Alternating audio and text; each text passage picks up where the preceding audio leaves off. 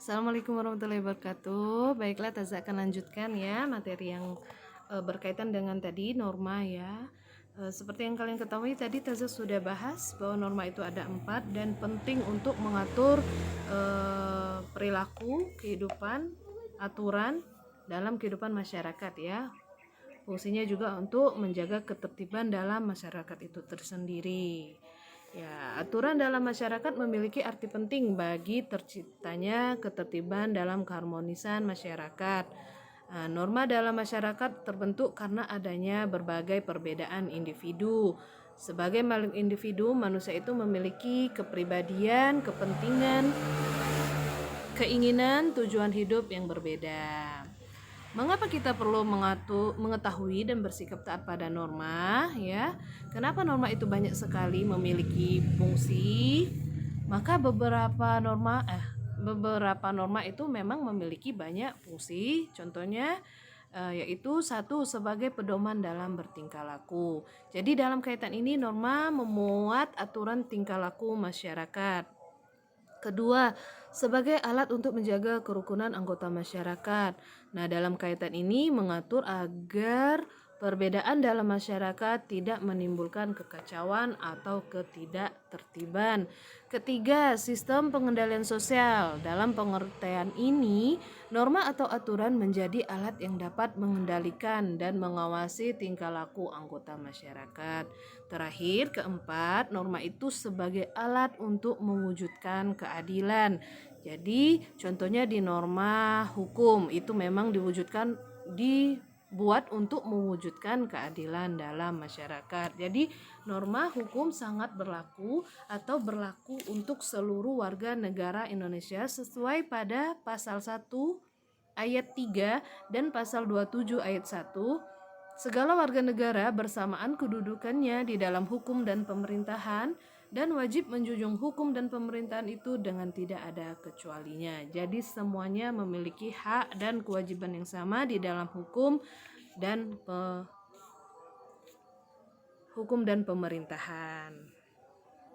Dalam kehidupan sosial itu pastilah ada norma yang mengatur kehidupan tersebut ya, karena sebagai makhluk sosial manusia lahir, berkembang dan meninggal dunia dalam masyarakat itu memiliki makhluk lain, sehingga kita harus punya aturan atau norma yang berlaku dalam masyarakat demi kepentingan kita bersama.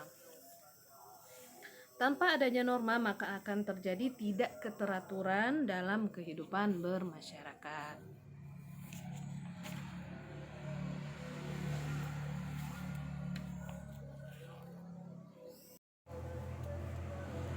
Sekarang Taza bacakan pasal 1 ayat 3 Undang-Undang Dasar Negara Republik Indonesia tahun 1945 menyatakan bahwa negara Indonesia adalah negara hukum.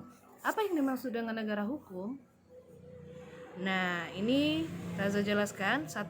Negara hukum adalah negara yang berdasarkan segala sesuatu, baik tindakan maupun pembentukan lembaga negara pada hukum yang tertulis dan tidak tertulis.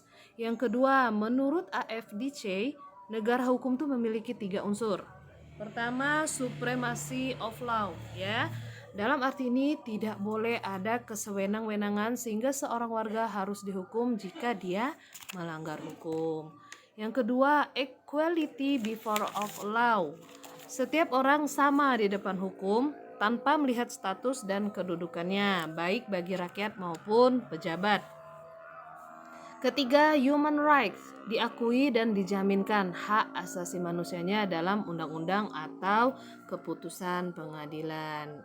Itu adalah arti dari bagaimana negara Indonesia berdasarkan negara hukum ya. Seandainya dalam masyarakat tidak ada aturan yang mengatur kehidupan masyarakat, tentu tidak akan tertib dan timbullah kekacauan di mana-mana. Oleh karena itu, menjaga ketertiban dalam masyarakat itu haruslah norma hukum itu ditegakkan. Jadi setiap pelanggaran norma hukum harus mendapatkan sanksi agar terwujud keadilan. Jadi tujuan salah satu norma itu juga sebagai terwujudnya keadilan dalam kehidupan bermasyarakat. Jadi dalam kehidupan sehari-hari maka kita pernah dengar ungkapan ya yang berkenaan dengan keadilan. yaitu hendaklah keadilan ditegakkan walaupun langit runtuh. Jadi teori ini menunjukkan bahwa tujuan hukum itu dianut oleh negara Indonesia ya, demi keadilan berdasarkan ketuhanan yang Maha Esa. Oleh Anak Taza, oke Anak Taza cukup pembahasan hari ini itu saja. Nanti kita akan bahas tentang keadilan ya. Insya Allah dengan kalian sering membaca buku yang kalian miliki dan melihat materi yang Taza sampaikan, itu bisa membuat kalian memahami materi penting mengenai norma dan keadilan ini. Insya Allah di pertemuan selanjutnya akan Taza bahas tentang keadilan. Terima kasih Anak Taza.